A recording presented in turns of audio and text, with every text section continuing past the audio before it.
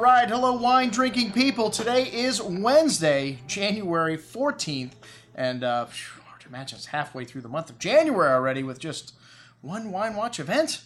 We did have a Vineyards last night at the Lobster Bar. Those guys do an incredible job. I'm glad to be working with them, and we've got a lot of great events coming up. Our best of tasting, of course, always sells out. A couple weeks before the event, actually sold out before the end of the year this year, but if the weather's nice, we may be able to take you for that. So we'll put you on the waiting list if the event's sold out. Don't freak out. We may have some people cancel or something. Their planes don't make it here. So it's always good to get on our waiting list. Anyways, one of our favorite wines here we've got in the store, the 2012 vintage Soter North Valley Pinot Noir. Well, we've got everything Soter makes when it's available, like the Brut they do. One of the best sparkling rosés that you'll find from Oregon or California or anywhere for that matter, because Tony Soter is one of the best winemakers in the world. And I can say that because I've known Tony for a long time. I first met him when I was at Cafe Max in the early 90s, and Tony began plying his trade in 1974 at Stag's Leap Wine Cellars and worked for some of the greatest wineries in California. And Chapelet, one of them, and worked there with the great Joe Cafaro, another good friend of the Wine Watch.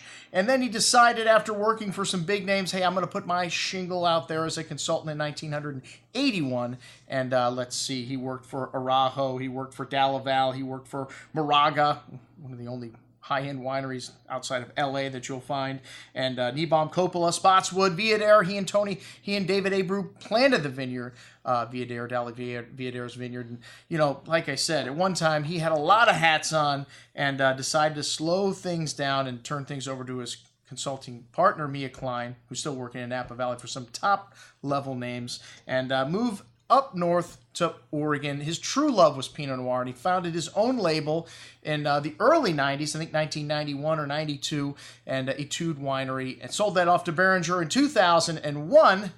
And with that money, he said, I'm going to the true mecca for Pinot Noir, the Willamette Valley. In 1997, bought some property up there and started to develop it.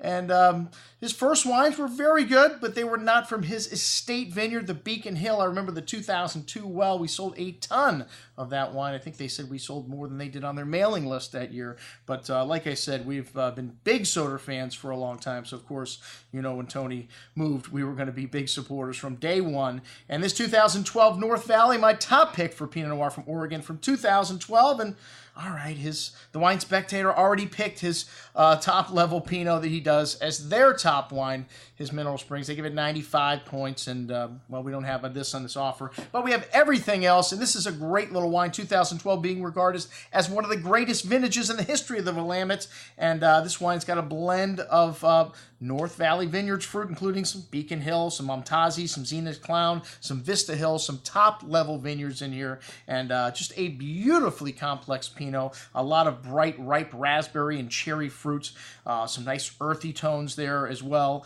and you get some nice spice in this wine as well, and a little bit of a floral note as well. Really complex and interesting, and one of the things I love about Pinot Noir, that silky smooth texture, wonderful freshness, and like I said, check out everything else we've got on here that Tony makes. We got some new Pinots, the Planet, and some other great stuff from Soter Vineyards in the Willamette. Damn it. I'm your host, Andrew Lampasoni, signing off for the Wine Watch, saying remember, always drink the good stuff first.